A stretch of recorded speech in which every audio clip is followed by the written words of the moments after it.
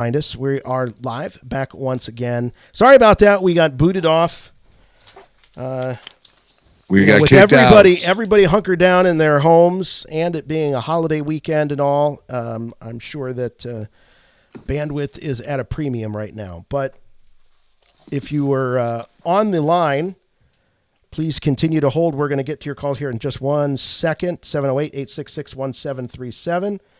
And let's see what we got. Let's check. Let's see. I think we're good. We're streaming. We got some people. What about the Facebook and the YouTube? Yeah, everybody's back. Yep. They're all back. No, they're not all back, but they're finding us slowly. Those are just our listeners, though. Are we? Oh, I see. We are actually live. Yeah, Hello. Don't worry about it. I got it under control. All right. Okay. So let's go to Phoenix and talk to our pal Eric from Phoenix. Eric from Phoenix, you're on with Rebel Force Radio. Thanks for waiting. Hello, Eric. Did you didn't call in, Jason? You didn't call in. Well, I didn't lose the call. Oh. At least I don't think I did. I'm going to return Eric to the queue, and now it shows that we're still on with the switchboard. Please enjoy some lovely piano music. that is Big Steve playing the on-hold piano music too, if you're wondering. All right. Well, let's. I'll try it again. Steve, do you still go by the Big Honkin' moniker? I haven't in a long time, except for people who just still do that. It's not something I get upset about. I just don't use it anymore. Oh, but that right there, that was telling. That means inside you are upset about that. No. He hasn't gone by that name in a long time. A long time. But don't you still host the Big Honkin' Show? Right, and that's a descriptor of the show itself. It's Big Honkin'. Yeah, I know, but you used to go by Big Honkin', so that's kind of hard for you to shake. I understand. I don't, like I say, I'm not upset about it. I'm not mad. I just don't use it so much. Well, I want everyone to know that you have transitioned. Okay, everybody quiet on the set here. Just a moment. Line. Please enter your show number and press pound. Here we go. That was an invalid show number. Please re-enter your show number, followed by the pound key. Enter your 6-digit PIN number. Welcome, host. You are now in the host room and can manage your callers from the call-in studio web interface. All right. Let's try this again. Eric from Phoenix. Hello, Eric. Hello, Eric. Hello. And that's when Jason lost it. That's all right. All right, Eric, give us a call back, man. Let's see. Let's try Mariana. Mariana, you're on with Rebel Force Radio. Hello. Hello? Oh, hey. There you are. You're worth waiting for, Mariana. Fault. Oh my gosh, is this not a joke? Am I really on the air? Yeah, you're on the air with Rebel Force Radio. Thanks for hanging with us. Oh my God, how are you guys? I've been hearing about you guys throughout the years when you were at Celebration. Oh my gosh. I'm sorry, I'm a little freaked out right now. Don't be. We're not worth that kind of freak out. We're really not. And no, that's it's great. When Mariana experienced true disappointment. What? No. Oh my gosh. Okay, I'm so excited to talk to you guys. First off, I just heard your interview with Ashley Eckstein. You guys, I love her to death. I've had a pleasure meeting her throughout the years. I first met her at Star Wars Weekend in 2010, and I just recently saw her again at Celebration. Oh my gosh, she is the real deal. She's the best. You know, there's something about the energy that's coming off of you right now that really reminds me of Ashley, and I was thinking that before you even brought up her name. Oh my gosh, really? Yeah, I swear to God. I was like, oh, there's something about her that's reminding me of Ashley Eckstein right now. Ashley, this is you, Ashley, isn't it? Oh my gosh. Wait, I've got to tell my mom. Mom, I'm on the radio with Star Wars. Oh, hey, how are you? Star Wars. Oh, that's amazing. It's a Star War. So what did you think about these latest Ahsoka episodes? Okay, the thing is that I don't have Disney Plus. So what I do is that I watch the reactions on YouTube through other YouTubers, and then I analyze it through that.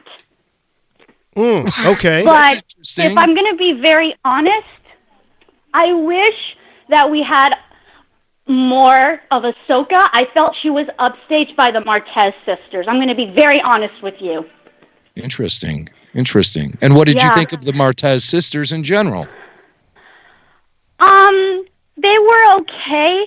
I thought they were kind of annoying. I'm going to be very honest. Yeah, well, that's what got me to turn it off yesterday after watching it 3 times in a row. But that could have just been burnout from watching it 3 times in a row too. So, but it was specifically I was turning it off because I had my fill of the Martez sisters. And yeah, I was like wondering. I've been wanting to figure out like why did they axe Nixo Cammy? That was the question. Ashley said multiple times she had no clue why Dave did that because she said you're going to have to ask Dave. So I totally understand why, and I've been trying to ask Dave Filoni a question since Celebration 5 in Orlando. Oh God, so have we. You know, I wonder something. In Mandalorian, Dave Filoni wrote the episode where the Mandalorian meets that mercenary smuggler kid, the young guy. I wonder if he was kind of the original concept for this other character that was supposed to be in here. Oh God, that guy was annoying. So what was your question that what is the question you've been wanting to ask for Dave Filoni? If we ever get the opportunity to talk to him again, maybe we can ask for you. Oh God, I'm kind of blanking on it right now. That also happens too. It's okay. Okay. There was a comic that came out a couple months ago before the release of The Rise of Skywalker. And it was kind of talking about Darth Vader and like him being shown visions of his past, about his mother, the Emperor. And there was this one scene that revealed that Sidious and Plagueis might have created him. But then, right after The Rise of Skywalker came out, you have people from the Lucasfilm story group saying, oh, no, that's not true. And then Sam Witwer says, guys, that's not how I view it. So, like, what is going on with the Lucasfilm story group? That's another question we ask a lot. Well, I tell you what, Mariana could be a Rebel Force Radio boys a deep hole. Wait, what? No, Mariana, you seem to be really on the same wavelength with us. You're trying to ask Dave Filoni a question. You wonder what the hell's going on with the Lucasfilm story group. We are simpatico. I do think that any creator is actually trampling their own artwork to death when they try to go out of their way to define it or correct people who have a certain assessment. Because, as they always say, art is in the eye of the beholder and is appreciated in many different ways. And a lot of times we project ourselves onto works of art. And yes, I'm saying works of art, and I don't mean to be so flippant, but it's hard to call Star Wars a work of art anymore because it's such a big thing now. It doesn't belong to one certain person. And I fear it's becoming more and more focus group. It's becoming more and more this thing that goes through a lot of different filters before it finally reaches us. So, Grant, you're an artist. Isn't it kind of hard to define artwork when it's going through so many different hands? Well, for sure. Yeah. I was going to say social media has made it 10 times worse, too, because everyone with every opinion, as we all know, just, it's no one can have an opinion anymore. I think it's fair that can I comment on that, please? Put our opinions out there. We shouldn't be corrected, though, by the creator saying, no, you're wrong. You have misinterpreted our works. I don't think any single person has the right to do that with Star Wars because it's such a group effort to bring it to life in the first place. Go ahead, Mariana.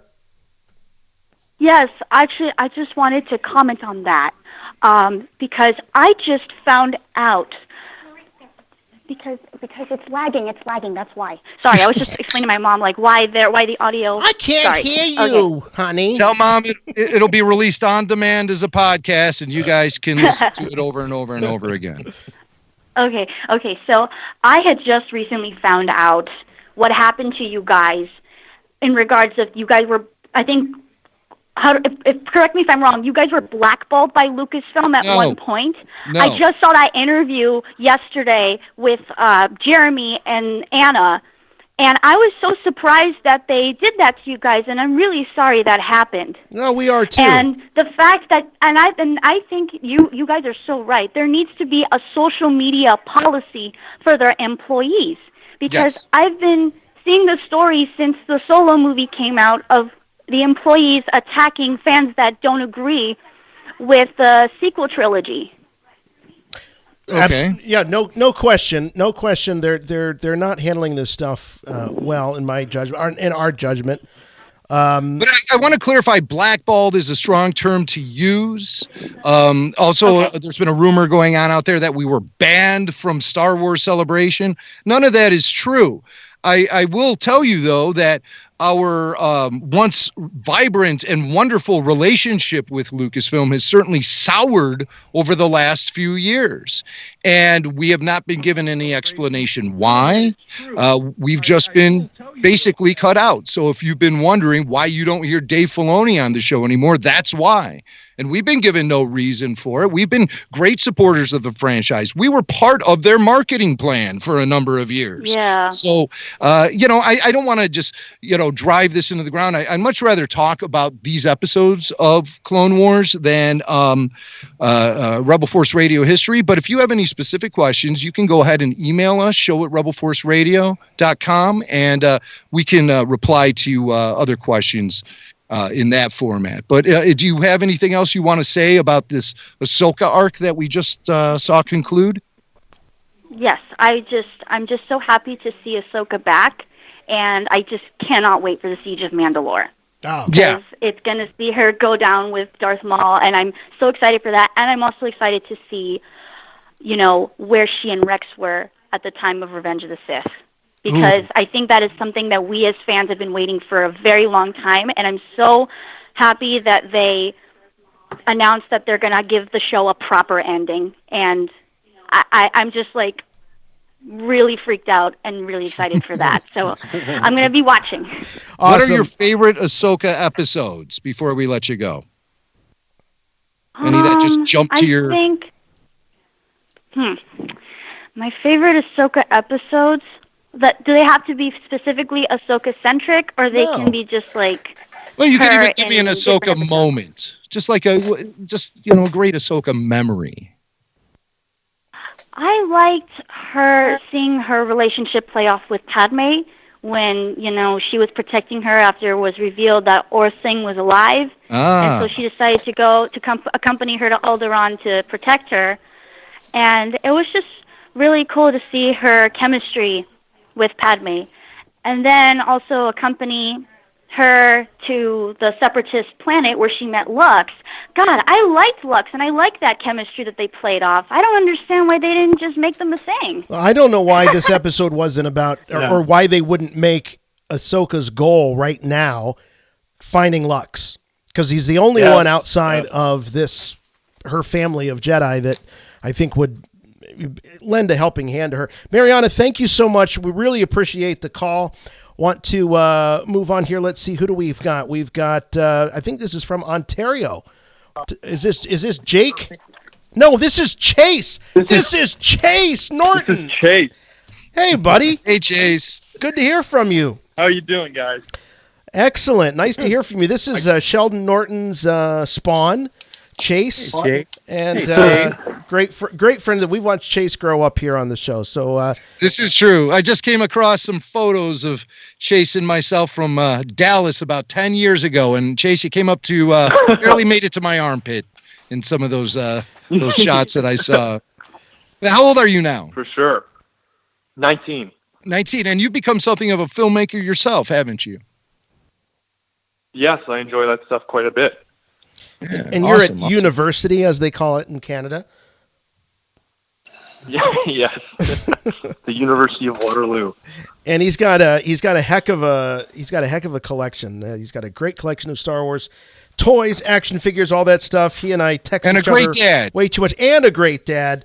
And a great mom. A great mom, by the way, who's on the front lines with all this craziness because she is a medical doctor. And so we been thinking about you, Chase, and your whole family throughout all of this. But I know you called to talk about Clone Wars. What did you think about these Ahsoka episodes?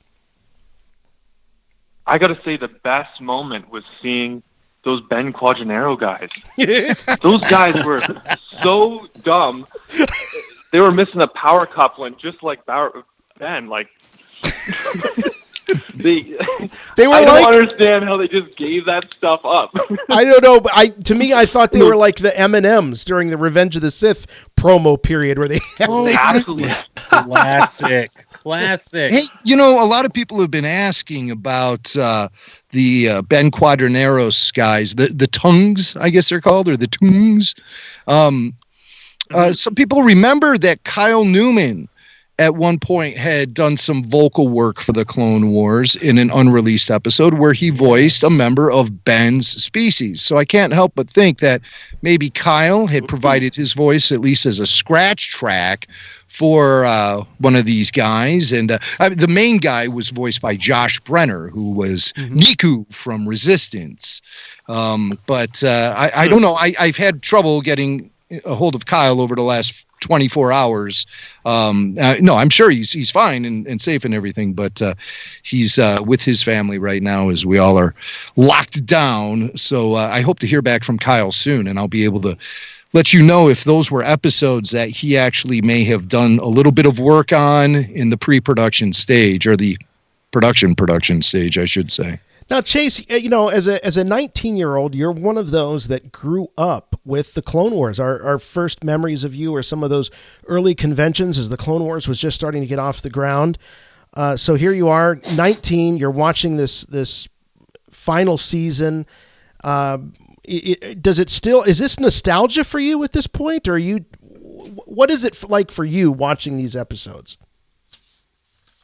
It's very nostalgic, and so I got to seeing Ahsoka come back and seeing her down and lost was honestly kind of sad, because since Clone Wars ended, she's become such a legend, right? Right. And in Rebels, she's this big hero, and then it was a shock for me to see her, especially at the beginning of this arc, so kind of downtrodden, right? And so she's one of my favorite Star Wars characters because of the fact I grew up with her, and especially the Bad Batch arc.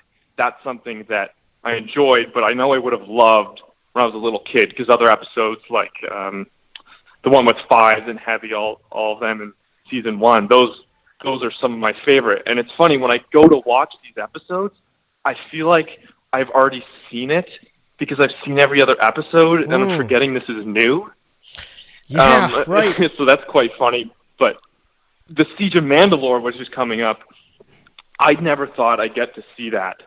And so when they showed that clip of Ahsoka and all the clones at Celebration, I got to be honest, I teared up a bit, because that's something I've wanted to see for a long, long time, since Dave talked about that probably 5 years ago or so. Yeah, and they lay the groundwork beautifully in this, as we see Ahsoka leave with Bo-Katan. Bo-Katan says, we now have a common enemy.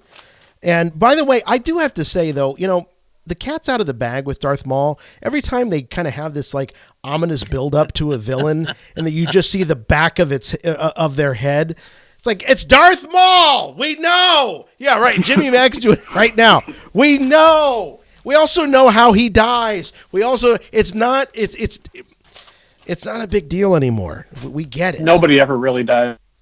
Yeah, right. Oh, no one's ever really got it. So she says, Death Watch is gone. We have a common enemy, Darth Maul. So this is going to propel Ahsoka back into the galactic conflict. And it was kind of cool to see Darth Maul get the his Jedi senses tingling about Ahsoka when he was there talking to the Pike via hologram. Via hologram. I love when Darksiders do forcey things via hologram. You only see Darksiders do force things via hologram. You never see a Jedi do it. But, like Snoke will appear on the bridge and start slamming Hux around. Maul senses Ahsoka, and he starts looking around as if he's actually standing there. I love that stuff. Yeah, it's weird. Hey, Chase, thanks, buddy. Appreciate it. Please give our best and all our love to the family and you, and we'll be texting back and forth here, I'm sure. Something about Chase. Yep, thanks, buddy. Chase, take it easy, buddy. Chase is one of those rare examples of a guy I've known since he was a little kid. A little rascal around 7 or 8 years old, and I've watched him grow up, and I'm yet so comfortable with him as a young man. A lot of times, if you've known kids, when all of a sudden they're adults and you see them, you're just like, oh, geez. Weird. That kid's a dude now. But with Chase, I never had those awkward moments. He's always just really been a consistently great Star Wars fan and an excellent hang over the years as Sheldon has chased us around for his documentary series, When the Force Listens. Oh, when the Galaxy Listens. That's what. By the way, Eric is back from Phoenix. We got to get him on. He's been so patient. Hello, Eric from Phoenix. Sorry about earlier. Great to have you with us. Hey, guys. Hey. Let's talk Ahsoka. Let's talk Clone Wars. Hey, yeah, thanks for taking my call. Of course. Just real quick, I got to do a quick shout-out to Steve Glosson. I met Steve in line for Celebration 3 in Indianapolis. My wife and I were waiting in line. We got to meet you. I actually DM'd you probably a year and a half ago. And we went back and forth on Twitter after you were on the guys' show. So it's great seeing you. Just want to say hello again. Now, let me ask you that. I'm sorry. Were you in line? Was it the first day? Because that was like the best line I've ever been in that day. Yeah, it was the first day. We actually waited in line. We got to meet you there. And then there's guys behind us that we're still friends with today that we go to do every Star Wars celebration with. Yeah. That were behind us that we met. So anyway, sorry, I just wanted to share. Small world, but hello to you. That was 15 like years later. Yeah, that was pre-podcast. That was before any of this. That was when, I think, Jimmy, that's when you lost your child, was at Celebration 3, and I didn't even know you guys existed then. Yeah. And that first day, standing out in line, I got really just fired up and hyper, and I was like shouting at stormtroopers as they walked by. I was giving the Lucasfilm documentary crew all kinds of heck when they came by. It was a great time. And in fact, you can see me in that line in some of the legacy content, I believe, that's online from episode 3. I say this from the line of Celebration 3. It's just fun. It's a blast. You're that guy. We got to find that. We got to find that guy. That's awesome. Well, we had no idea that Steve knew Eric from Phoenix. So, Eric, awesome. Let's chat about what's going on with Clone Wars and Ahsoka and Trace and. Hey, well, I appreciate your guys' opinions on the two characters, and I guess I didn't have they weren't terrible, they weren't great, but the thing that I liked about this episode, or I guess the question I have for you guys is, I thought about the movie Solo when we were watching this episode, because obviously I think of Pike's in on Kessel, and during the story arc they go to Kessel. So my question is, I couldn't remember, was Kessel developed previously in the Clone Wars, or was that unproduced? And so when they showed this episode now, did they change the design for Kessel to make it look like Solo, or was this designed, and was that always what it looked like when they went to Kessel versus what we saw in Solo? That was something that I just thought of when I was watching the episode, seeing the Pikes. I thought they were very, very cool, neat design, but it really made me think of the Solo movie. No, I think that this is something that is a new tweak to these episodes. I don't believe that Kessel would have looked anything like it turned out in Solo if these episodes were released, back in 2015. When season 7 was supposed to happen, and when a lot of the production for these episodes was actually done. A lot of production for these episodes was actually done throughout 2013 and 2014. So Solo, Lawrence Kasdan was brought in by George Lucas himself before George sold Lucasfilm to Disney back in 2012. And it's possible that he had developed the look for Kessel by that point and was working with concept artists before he got then drafted into The Force Awakens and had to write that instead.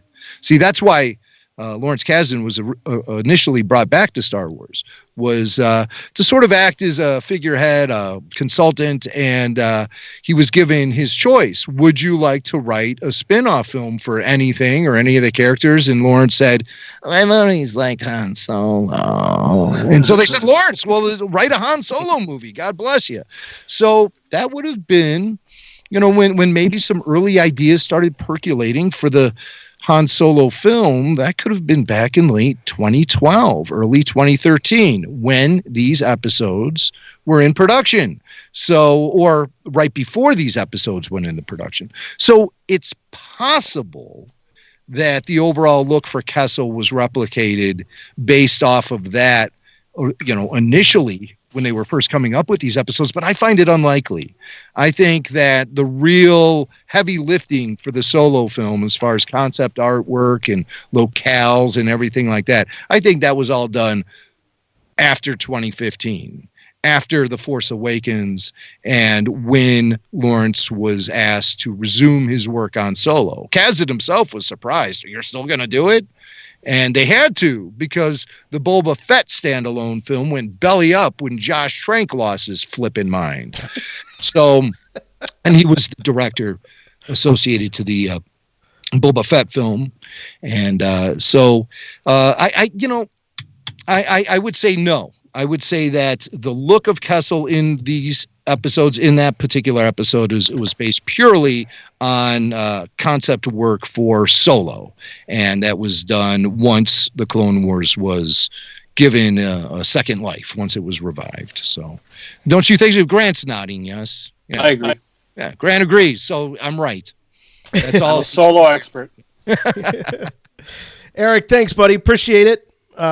Take care. I'm sure we'll be hearing from you very soon. It looks like we've got maybe Blake waiting for us here. Blake in Maryland. Hello. Is this Blake? Hello. This is Blake from Florida. Blake from Florida. Great to hear from you, bud. First time caller, it looks like. How you guys doing? Why does everyone say you're from Maryland? First time caller. Oh, I moved down to Florida about 6-7 years ago. Never gave up the number and never will. All right. Maryland proud. All right, man. What's on your mind? Yes. First time caller, but I have talked to you guys on Comlink and on the Patreon. So just wanted to say up front, love y'all. Oh, so, on the most recent Comlink, right? The one we just put out a couple of days ago? Yeah. I remember you. Yeah, that was my funny voice y'all heard. You sound good, man. But y'all... Thanks, buddy. Y'all already kind of touched on it earlier, so that don't got to be my main point. But y'all brought up the level 1313 that was in the show.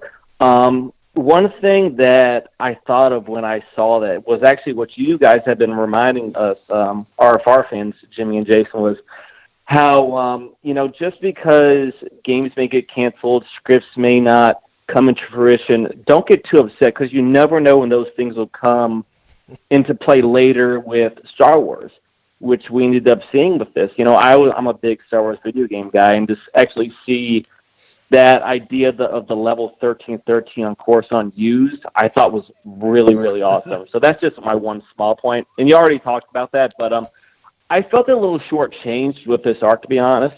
I like Ahsoka. I'm not the biggest Ahsoka, super fan, but I do like her, so I was excited for this. But even comparing it to the last arc, the Bad Batch arc, I kind of struggled the first 3 episodes of that, but come the 4th episode, with Echo joining the Bad Batch, which I think had a really good, deep meaning that could, a lot of people I feel could connect to. Seeing the Regs and the Bad Batch, their relationship kind of grow over time. The character development, we didn't get that with this at all. Maybe some people view it differently than me, and there was some kind of character progression, but I didn't get that. And these sisters I enjoyed the older sister. Actually, I think she kind of fitted the 1313 vibe. The younger sister who had the hamburger patty for hair, she really bothered me. You call it hamburger patty. I call it a different kind of patty. Yeah, that's probably more accurate. But, I kind of felt like this arc was, maybe this is the wrong word to use, but shoehorned in just to shoot Ahsoka into the final arc, which is what we're all really looking forward to. Do you guys kind of feel that way? Am I wrong in thinking that? Steve, I'm glad you're speaking up because I want you to take this one. Well, it's interesting because I think that a lot of times with the Clone Wars series, even back in the day when it was airing on Cartoon Network, they would set something up. I mean, think about when we saw Maul in that crystal ball in season 3, and we never see him again until like midway through season 4 or later, maybe the end of season 4. And so there'd be a lot of things done in between to do things, and you would have the things drop. So I feel like it's a little bit of that going on. I feel like obviously we want to spend some time with Ahsoka. We want to see where she's at. I forget the caller who talked about, I forget the name of the person who said that Ahsoka was such a hero in Rebels. And so we've got to see how she gets there. And so jumpsuit Ahsoka is just part of that journey. And so we have to see Ahsoka go through her jumpsuit phase so that we can see, her get to her ultimate hero, Ahsoka the White phase down the road. And so, but I do feel like I agree with Jason and what Grant said earlier. I do feel like that the storytelling here was a little bit too decompressed, and that it could have been. I'm not a good enough editor of a story to put it into 2 episodes, but definitely 3. I mean, they got taken out. They escaped from jail, got put back in jail. And it's like, no, we could have done with 1 escape and made it through. But outside of that, I feel like you had to have this to be reintroduced to Ahsoka, to see where she's at, to see what's going on. And then, of course, to put her in the path of Bo-Katan and the Mandalorians. Mm-hmm. All right. Thanks, A. Blake. Appreciate it. Thanks for the call. Good luck with everything. You got it, everything. guys. Hopefully get to talk to y'all soon again. Thank you. Awesome. Take care, buddy. All right. We got a little more time here. If you haven't had a chance to be on the line, you can call us 708-866-1737 if you're within the sound of our voice. I do want to mention this, guys. There was a really cool moment. Everyone knows that I'm such a fanboy when it comes to Return of the Jedi, and I loved that moment. We were talking about how you can sense, the Jedis were sensing through hologram, all of that. I love that moment when Anakin senses Ahsoka on that ship, and it's right out of Return of the Jedi, with Yularen, saying, basically, shall we hold them or shall we? And Anakin says, well, he doesn't say no, leave them to me. Vader says no, leave them to me, but he said no, let them go. He knows that that's Ahsoka on that ship. And that was a really, really cool callback to Return of the Jedi. Yeah. I wonder if he knew she had those mechanics coveralls on, though. Why? No one's talking about her outfit enough. All right, Guys, it was like some kind of disco coverall outfit thing going on. Well, we should do a whole episode about Ahsoka's different outfits sometime. No, well, all right. Grant, you were asked to be on the show because we know what a big fan of Ahsoka you are. Why don't you tell us a little bit about the evolution of Ahsoka's costumes and her look? Geez. Well, I feel like season 1 compared to now, it's like, obviously she becomes more clothed as the series goes on, but I feel like she starts off with very juvenile, almost like teenager style Jedi outfit, and I feel like each step of her along the way, like, the outfit we saw in this story arc was very, like the working class, it's like, it's showing her maturing, I think. And then obviously in Rebels, we see her in the, like he was saying, the Ahsoka, the white outfit, It's like, that's, I feel like there's a maturity in her character outfit designs throughout the series. Yeah, we were actually talking on Rebel Force Radio this past week about the lack of evolution of Rey's wardrobe. Yes. And Ahsoka's the exact opposite. I think Ahsoka's had a great evolution visually as we've seen her take on different responsibilities and a different role in the series. Let's go to Miles. I think we've got Miles calling in from Canada. Hello. Hello, Canada. Hey, how you doing? Great. First-time caller. Is this Miles? This is Miles, yeah. Excellent. Great to have you with us. What's on your mind? Hey, well, I just wanted to talk about the new episodes. I think basically I feel that with these ones, the way I kind of do with the sequel trilogy, and that if they hadn't told us this was the end, I would have had a little more time to kind of, meet these new characters and get to know them and, give them a bit of slack. But when I feel like they're calling this the end of the Clone Wars, and then we're getting thrown these two new characters that are, that are so-so, and then we move on to the finale, I feel a little bit rushed, and I don't know. I guess I was hoping for a little more, sort of epic conclusion to this series. Yeah, I'm with you. I thought that these episodes were a little small in scope, though it does lead you to some pretty significant events, I think, that are going to unfold in the next 4 episodes. But 4 episodes was just too much for this. I agree with you. I could have done a little less. At one point, you've got... it does feel, as a caller earlier said, a bit shoehorned in. I could have done without all of this exposition on these two characters that really aren't going anywhere. And I'd have liked to have seen more Ahsoka with Bo-Katan and, the Mandalorians personally. They could have given one of the 4 episodes to Bo-Katan hunting Ahsoka down, trying to find out where she is. That would have been a cool episode. Oh, great point. That would have been great. Yeah. More from the standpoint... And I think... Yeah, go ahead, Miles. So I think... Yeah, Steve was just saying, too, I think there was an episode, the 3rd episode, it starts with them locked up in the prison, and then it ends with them back locked up in the prison. And I'm not too sure what we saw in the middle that, was that important that could have been thrown somewhere else. But it kind of felt a little unnecessary. I was thinking the exact same thing. When that episode ended, I said to myself, we're right back to where we were when this thing started. What was the point of the episode?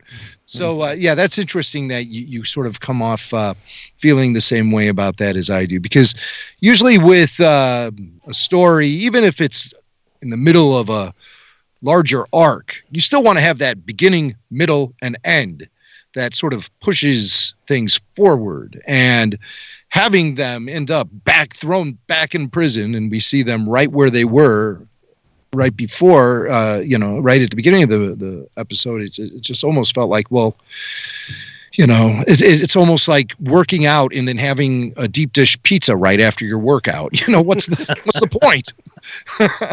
Right. Hey, Miles, thanks very much. Yeah. Appreciate it, man. Thanks for calling.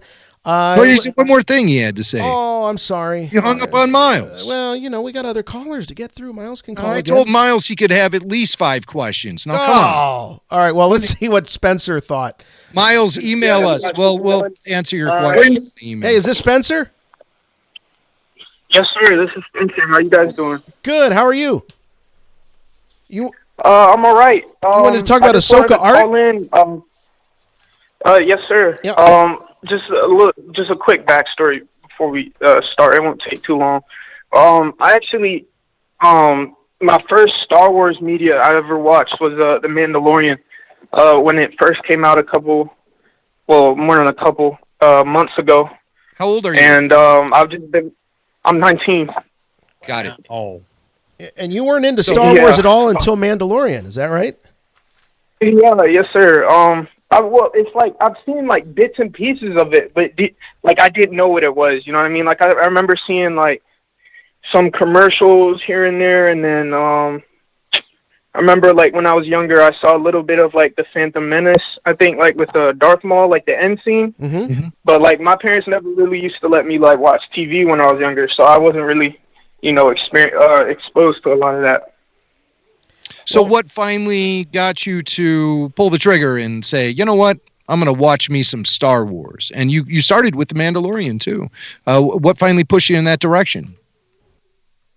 Honestly, it was my girlfriend got the Disney Plus stuff, and I was just looking at all the stuff that that was on there, and I just saw The Mandalorian. I was like, oh, this looks cool. So we watched that. And then I was like, yeah, that's my first Star Wars, and she made me watch every single Star Wars stuff after that. But yeah, I really enjoyed it so far. Yeah. So your girlfriend is a Star Wars fan. Yeah. Well, I don't know if it's like specifically Star Wars, but she's like definitely into like the nerdy side of the spectrum.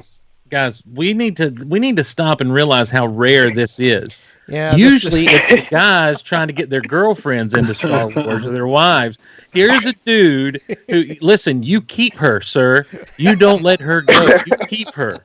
You know, the youth of the youth of fandom has more opportunities in the year 2020 than they did, in the 70s, 80s, and 90s, to where something like this is probably more commonplace than you believe.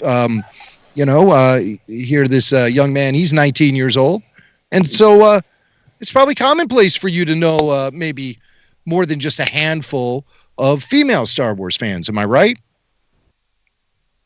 Yeah, I think. I mean, I hang out with like a lot of my girlfriend's friends, and they like Star Wars. But I mean, I don't know about like maybe the general population. Yeah. Well, I think the makers of Star Wars are doing everything they can to try to get more females on board. I don't think there's any doubt of that. I mean, just this episode alone, you look at it, all the protagonists are female. That would probably have been a rarity, 5-10 years ago. Wait a minute. That means all the bad guys are men. Or Quadinaros is.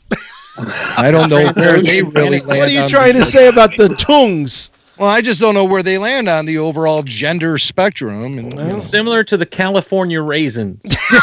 Right. How do you determine the gender of a raisin? I can tell the difference between a raisin and a. You look under the wrinkles. Yeah, right. There you go, Grant. Good night, everybody. That's a slam dunk for Grant Gould, ladies and gentlemen. I'm done. Bye. He's out. Yeah, do the Costanza. All right, hey Spencer. Any final thoughts here as a newbie? What prompted you to give us a call? I think he's talked about Clone Wars. Right. Oh well, I'm gonna be real honest with you. We just looked up all of like the best rated Clone Wars like episodes, and we just watched it in numerical order. So I'm maybe missing, because I have some thoughts about like the new like Ahsoka arc, but maybe I might be missing some like precursor like knowledge. That's okay. Well, this is the perfect opportunity for you to ask those questions and make those observations. You've got 4 experts on right now. Go for it.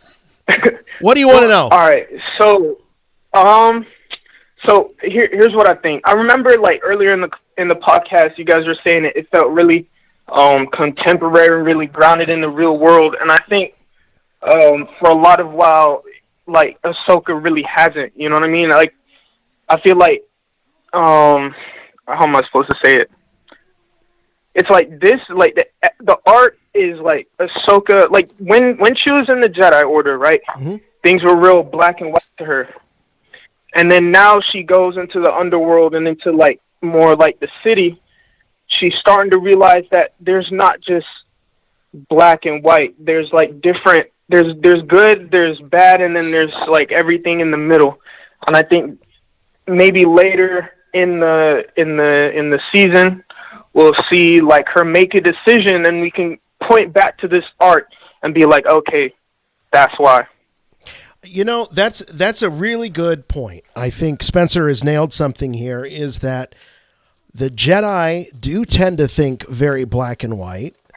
Ahsoka is constantly lecturing the 2 Martez sisters about morality and, this is a good thing to do, this is a bad thing to do. And, one of the things that Rafa keeps saying to Ahsoka throughout these episodes is, you don't get it. You don't understand.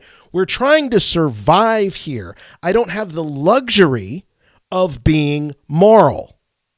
And that's actually, it's a great point. Spencer, appreciate it. We hope that you'll continue to be a Star Wars fan and continue to listen to Rebel Force Radio, you along with your girlfriend. You hold on to her, like Big Steve said. Let's talk to Brad from Chicago. Hello.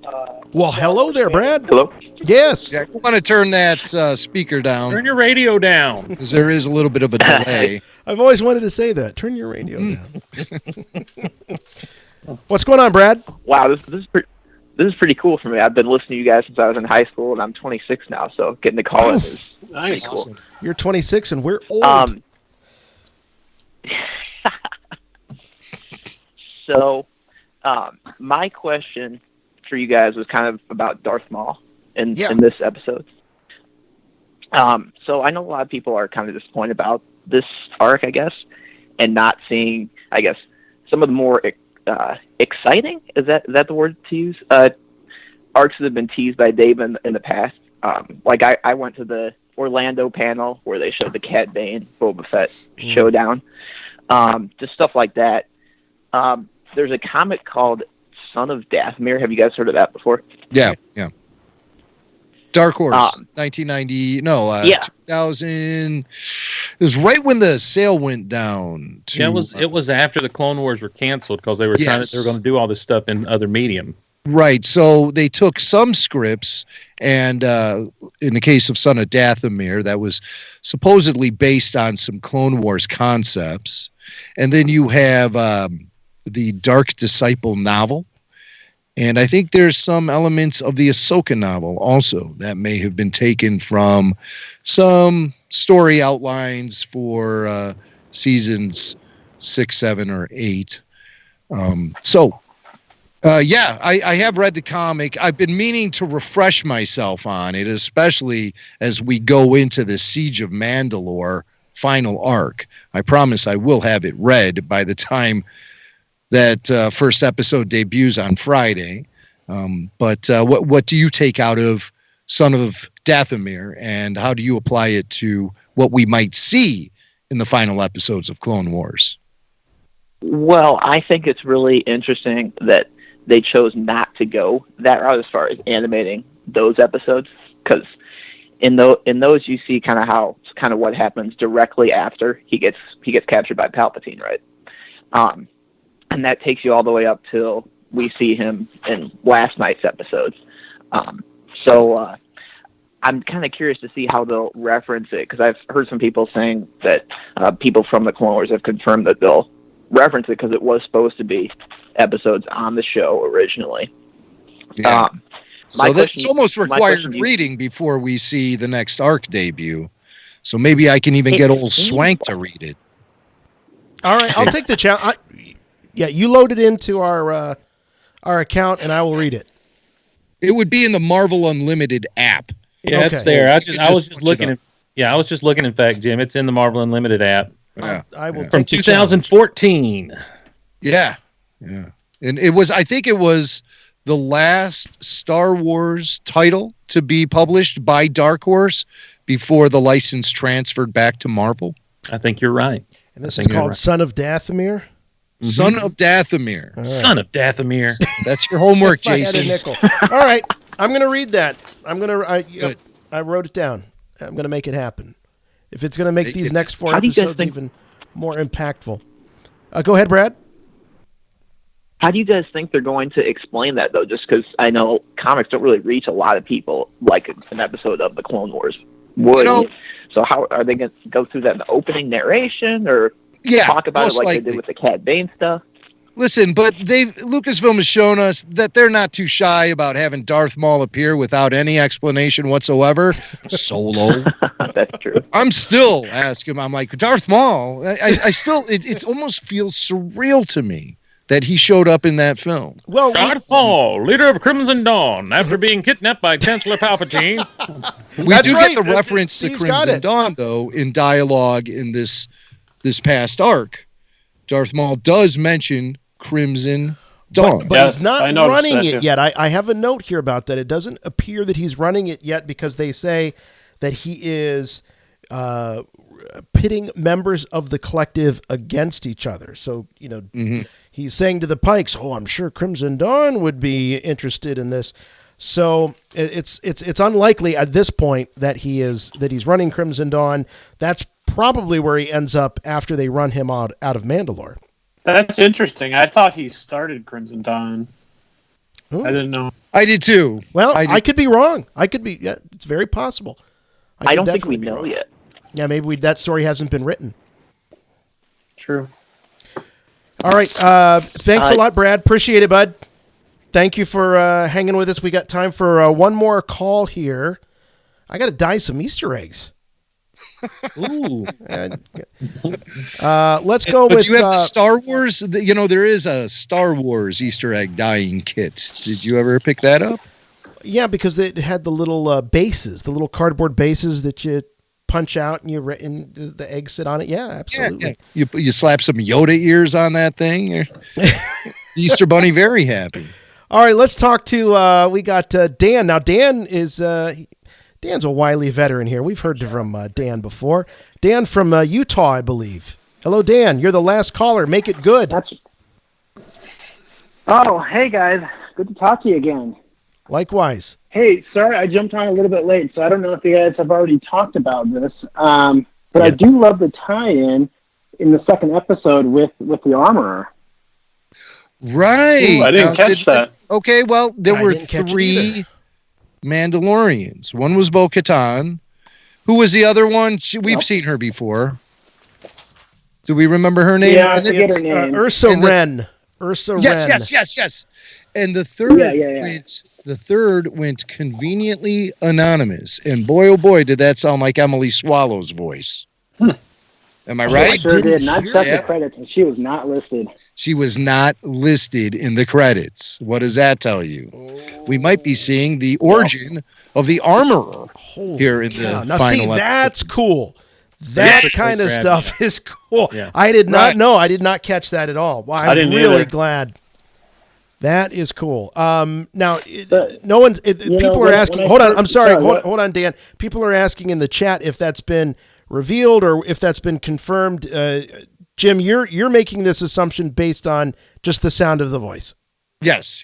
Okay. Just the sound of the voice and the mystery. It was absolutely her voice. Yeah. Yeah, and the mystery. The hiding the identity of the voice talent.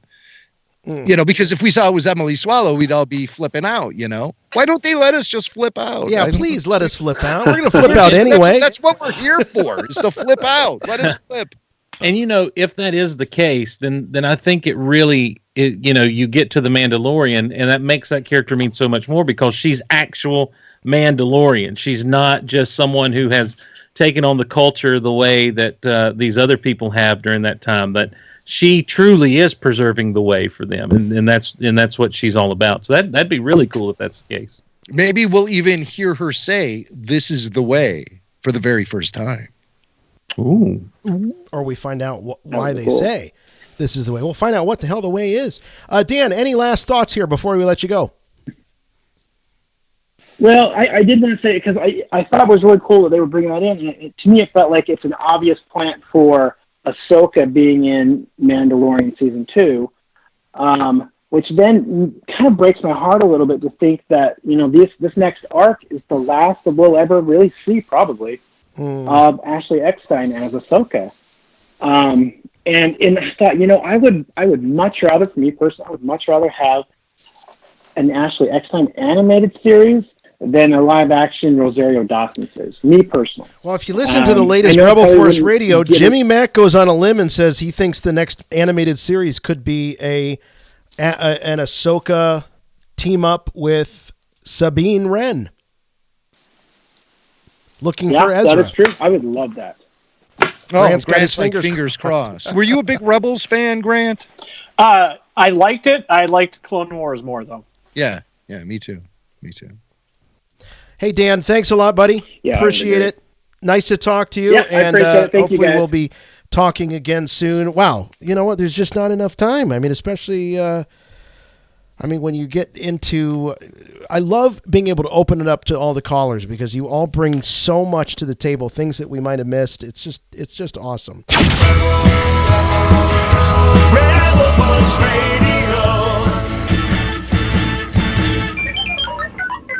I think I played the wrong thing. That was supposed to be the outro. You're just supposed to play that at the very end. Okay, so we don't have an outgoing theme. No.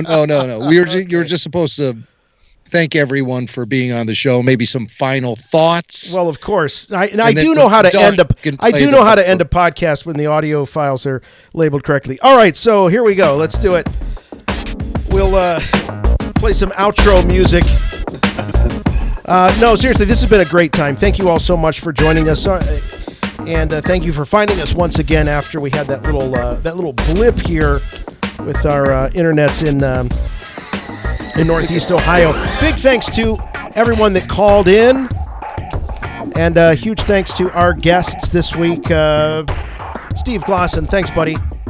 Thank Always you great to guys. have you here. I really enjoyed it. I want more information about where we can get some overhauls like Ahsoka has. You want those coveralls? Those coveralls. All right, man. Well, you just go to whatever greasy auto shop that's in your neighborhood. Once we're free from lockdown, I'm sure they'll have many pairs of the very same wardrobe for you to wear if you'd like to. And don't forget, hashtag Filoni Kenner 18. So we get Hammerhead, Walrus Man, Greedo, and Blue Snaggle too. Thank you guys so much. It's been a blast. If you like the pithy comments of one Steve Glosson, you can find a whole lot more of Steve, as he is the emperor of the Goliverse. There it That's is. where he's pithing all over the place at that place. And you can go to geekoutonline.com, and I think that's the central hub for all things and everything Steve Glosson. Is that correct? Yeah, that or geekoutpodcast.com. Either one works. All right. Well, thanks a lot, Steve. Always great to hear guys. from you. And also our pal Grant Gould, who is one heck of a Star Wars artist, and you can follow him on his social media platforms at Grant_Gould. That's GOULD_art. Grant, as a big Ahsoka fan, I know you've been talking Ahsoka with us for many, many years. What are your final hopes as we enter the last arc of Ahsoka on the Clone Wars? You know, I think they're going to knock it out of the park. I think the next 4 episodes are going to be amazing. I have no doubt. I mean, I liked these episodes, but I think the next 4 are what we're all waiting for. I'm excited.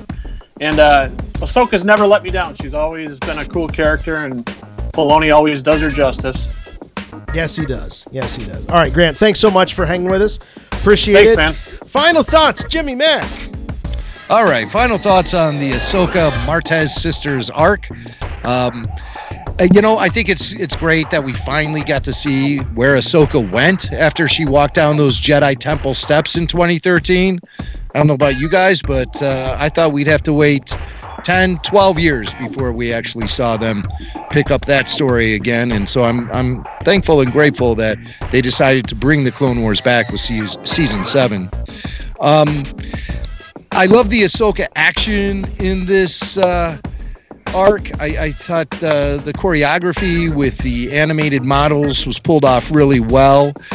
My big hang up with the Martez sisters, I said they sucked. I shouldn't have said that. On occasion, they were actually really kind of cool and capable brawlers and fighters, and it just, again, they just felt too contemporary to me, too real world, and just the younger one was just about as dumb as a rock sometimes, and I couldn't understand why. I couldn't understand why. Period. I love the nod to the old Kenner figures, as Steve pointed out before. We did see that blue snaggletooth way back in season 5. Revival was the episode. Was that season 4? That was season 4, I think. Yep. And that episode itself is essential Clone Wars viewing, especially if you want to know more about the Darth Maul story as we rock into this finale on Mandalore. Of course, we need to see the story about how the Jedi defeated the Clone Wars, or defeated the Mandalorians in the Clone Wars, because it was written about way back when, in 1980, by Donald F. Glutt in the Empire Strikes Back novelization, that Boba Fett wore the armor of a group of shock troopers that the Jedi defeated in the Clone Wars. And so I'm really happy that the Clone Wars series is ending on this piece of lore that is one of the oldest existing pieces of lore in the Mandalorian history in general, going back to 1980. When you think about the Jedi defeating the Mandalorians in the Clone Wars, that's something we need to see. And I'm glad we're going to be able to see it. But I thought this was a good reintroduction to Ahsoka before thrusting her into the large stage of galactic war events. You know, this is a smaller little thing with some very small-time little characters. Like you guys, I think it's kind of late in the game to be bringing up characters and develop complex backgrounds for them and personalities and interaction with Ahsoka when we're down to the final episodes of the Clone Wars in general. It just seems like a detour, and I don't mean Star Wars detours. This means, you know, it's like Jason or somebody said during this roundtable that you're focusing on some very inconsequential characters when you come to appreciate the big story that is all 7 seasons of the Clone Wars. And in that case, I think we're in crunch time right now. And who cares about the Martez sisters? I certainly don't, and I never will again. But I did like seeing Ahsoka back in battle again. This will never compete with some of my favorite Ahsoka episodes. Episodes like Assassin, which the caller brought up earlier, or A Friend in Need, or Lightsaber Lost. Those are wonderful episodes. Great Ahsoka episodes. These are maybe a step or two down from those, but again, being an Ahsoka fan, I really enjoyed seeing Ahsoka return to the Clone Wars, and I can't wait to see her do her thing as the true Jedi that she is. Maybe Ahsoka was done with being a Jedi, but the Force wasn't done with Ahsoka.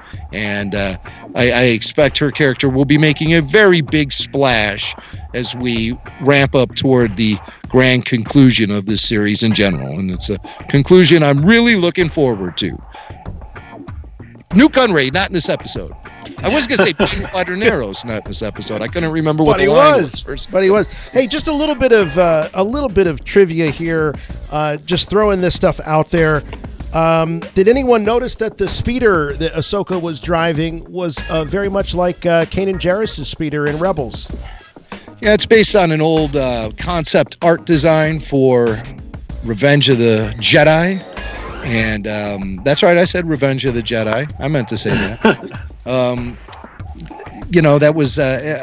I know Ralph McQuarrie designed some speeder bike designs for Jedi, but I'm not entirely sure if that was based on one of his designs.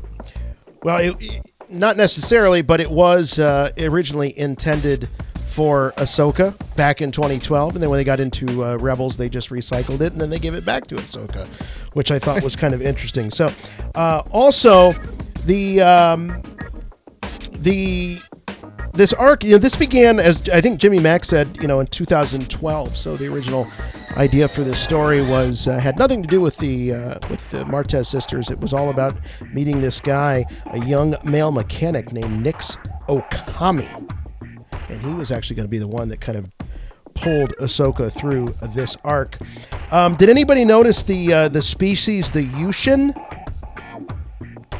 He's the mining guild boss seen in Star Wars Rebels The Call. He was that guy that came in initially and was trying to shake down the sisters. So out of that wasn't Star the cat Wars guy Rebels. from the prisoner arc, was it? No, now he is based on a Ralph McQuarrie drawing for a bounty hunter in Empire Strikes Back. But the species is unidentified. But he was the mining guild boss that showed up in Rebels. Also, this reminds me, we see binary load lifters, which 3PO referenced in A New Hope. We actually see them in this episode. I don't think it's the first time we've ever seen binary load lifters. In fact, the reason that Ahsoka is so familiar with them in this episode is because there was actually a short... what was that? Star Wars, what was the Galaxy of Adventure? Oh, yeah. No, you're thinking of what was Forces of Destiny. Forces of Destiny, yes. There was an episode of Forces of Destiny where she came across one of those load lifters. Also, just a point of order here. Chronologically speaking, this arc does take place prior to the Bad Batch arc, because Anakin is stationed above Coruscant instead of part of the Outer Rim Sieges campaign. So if you're looking at this just for the flow of the series, I think they wanted to back this up right into the Siege of Mandalore arc. Well, yes, of course, but chronologically, because it would have been we would have been complaining so loud if we finally got Ahsoka's return after 7 years, and then all of a sudden 4 episodes that have nothing to do with her and they don't even mention. Yeah. That would have been people would have been PO'd. I think the overall flow of the season does work much better with this after Bad Batch. Anyone catch the Wilhelm scream? Story doesn't get affected. Wilhelm scream. Anybody catch it? I did. I did not. I missed that one. Yeah. Another indication that a lot of the heavy lifting done as far as production of these episodes was done a long time ago, because as Matt Wood has been saying for a number of years now, the Wilhelm scream has been retired. But I guess they didn't feel the need to go back into an old sound mix that had already been completed and switch out the Wilhelm, at least as far as I can tell. Maybe they are going back on their word and they couldn't help themselves. They're Wilhelm addicts. Even when they say they've quit, they keep doing it. They can't help themselves. And lastly, again, as a Return of the Jedi fan, I loved seeing the 8D8 droid, or the smelter droid, torturing the two sisters, and but yeah, so 8D8 from Jabba's palace, who was torturing the Gonk. Yeah, he really gives a shock to the older Rafa. They really, they leave that scene with her in the chair getting electrocuted, going, "Ah!" It's pretty intense, you know. He was pretty creepy. Yeah. It really is. It really is. Well, hey, once again, thanks, everybody. This has been awesome. Thank you again to all of the callers. Please make sure you're visiting rebelforceradio.com. If you'd like more Rebel Force Radio, we got a Patreon.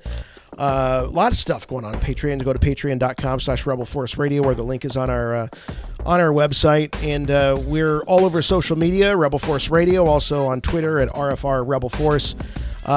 And once again, we appreciate so much our esteemed panel. You guys are awesome. You've been with us for so long, and we appreciate it. So, thanks. Best to Love everybody. Love you too. Lots of health, lots of happiness on this incredible Easter weekend, Passover for many of you. So, thank you very much. Hey, you know what? I'm gonna let, because of the time that we're all dealing with, I'm going to let Big Steve have the final words. Big Steve, any advice to those that are worried and concerned in these crazy times? You're a pastor, and it's times like this that we turn to folks like you. So any final thoughts about these crazy times we're living in right now?